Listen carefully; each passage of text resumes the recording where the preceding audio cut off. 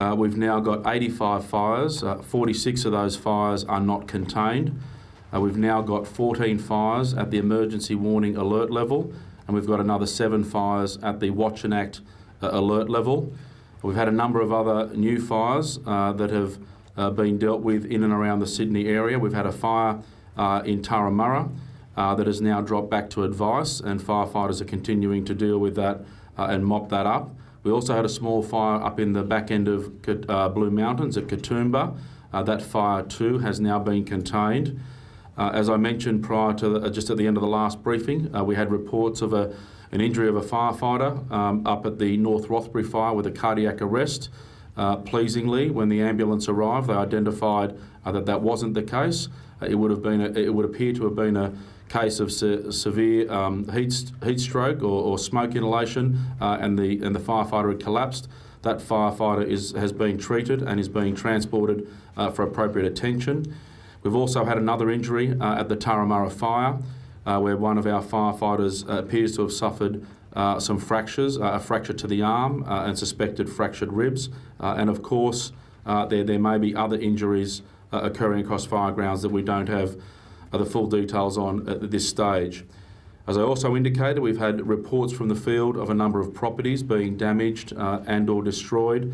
At this stage, the reports indicate a small number of properties, but obviously that could change as the events unfold and we get into some of these areas where the fire is spreading. Those damages that we've had reported principally linked to the Hillville fire around the Coringat and Nabiac area, and the 3 damaged homes in the North Rothbury fire near Cessnock.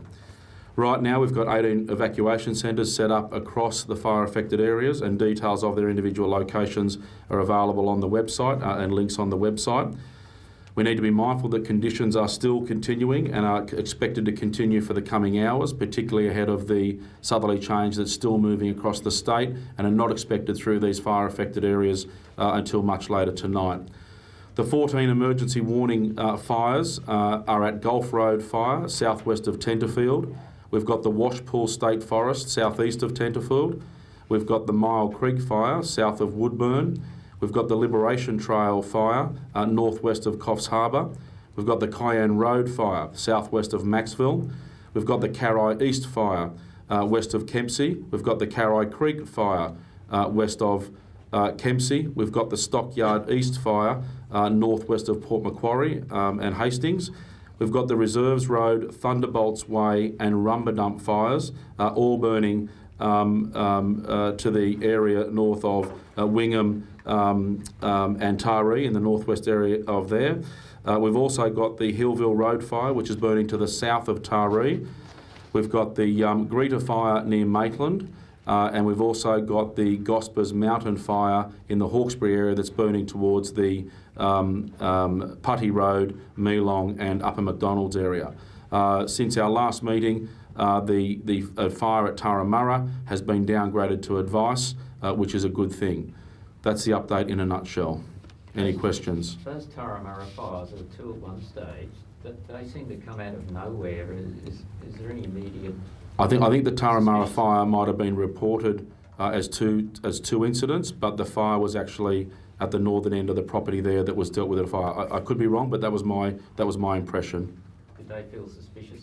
Look, we are looking at all fires as we do routinely. In the absence of any other obvious cause, we will never rule out suspicious activity, and we've got police very active across all these fire grounds and across the at-risk areas today.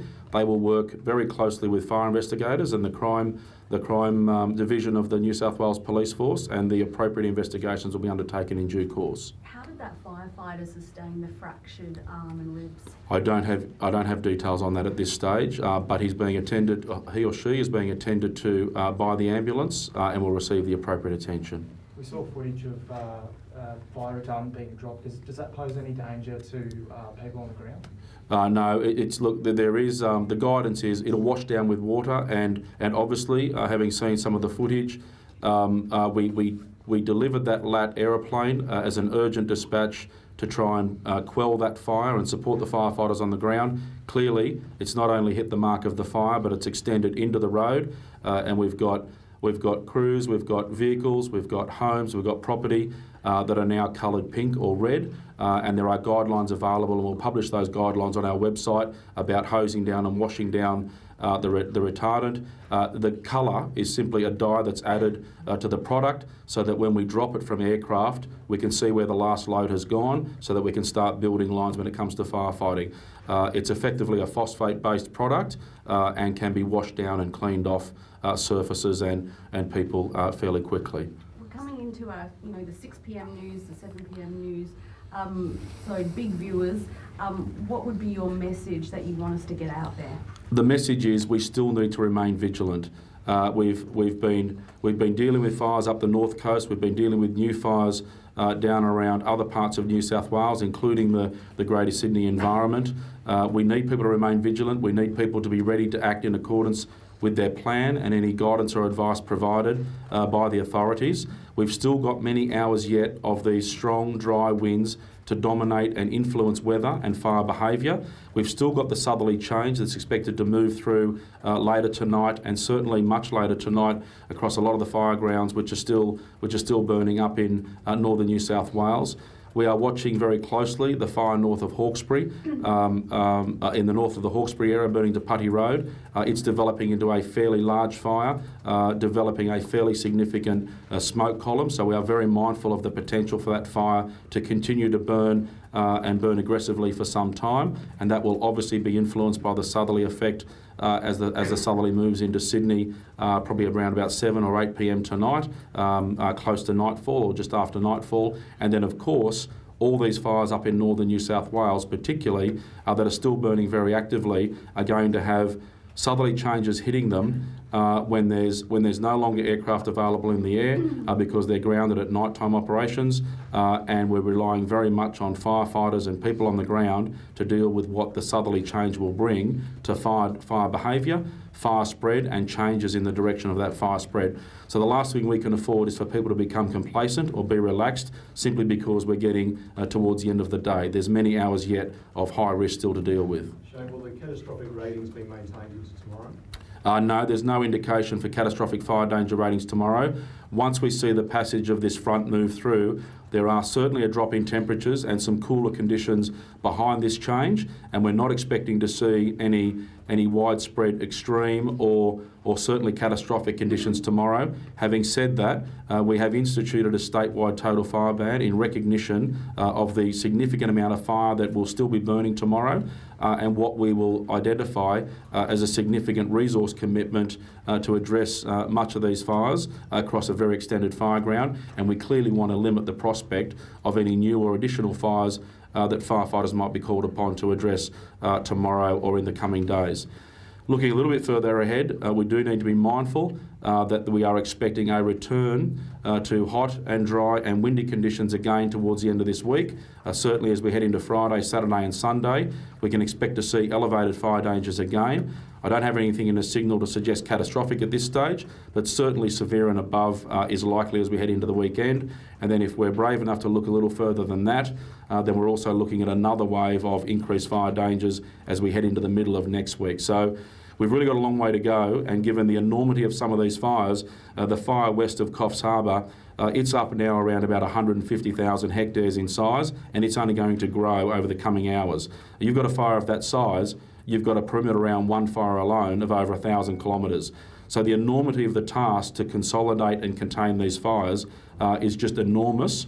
And if we've got bad weather returning towards the end of this week and into this weekend, you can guarantee we're not going to be able to get around and contain all of these fires before the next wave of bad weather comes through New South Wales. It seems with that Turramurra fire, you're able to get aircraft out there very quickly. Can you give us an idea of what sort of resources are on standby just to be protecting the Sydney metro area as opposed to the rest of the state? Well, in the example of Turramurra, that aircraft was already assigned and deployed to another fire burning a little bit further north. Given the proximity to homes and the call from the incident controllers and the people in the field, there was a call for immediate impact of property in northern Turramurra. It was a higher priority than where that aircraft was otherwise heading. We diverted that, turned it around and got it to rapidly intervene and provide a meaningful drop and knockdown effect on that fire in Turramurra. that was why it was deployed without its normal lead plane, because the lead plane was further ahead in the fire area, further north, getting ready to identify a target drop, and we rediverted that and prioritised that. We've still got quite a number of aircraft pre-positioned around the Greater Sydney, the Greater Hunter and the Illawarra areas in anticipation of any new fire outbreaks that we might see over the coming hours. Just one for New South Wales Police, perhaps. We're hearing some reports of 4 people breaching the Fire Act. That must be extremely disappointing.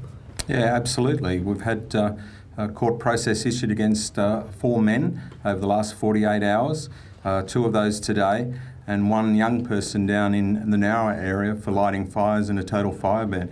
It is disappointing. People need to understand that the responsibilities are that there are no open fires regardless in a total fire ban, and the Commissioner has said that we're going another 24 hours with that, and of course people clearly need to understand that that they need to be in amongst this community safety aspect as well. There was a release from the police earlier today warning of any looting that could be happening in communities that have been evacuated. Are you aware of any reports from this afternoon of that actually happening? No, we have no reports. We have no active investigations into looting. We have additional police amongst the police district and pack police that would normally patrol. And clearly they are on fire ground where they can, where people's properties have been damaged, to provide a deterrent. And we ask that people be vigilant in terms of seeing people that might be in these places that are acting suspiciously, or indeed they know have taken items, to report it to police straight away. We'll take action immediately, and we'll take the strongest action.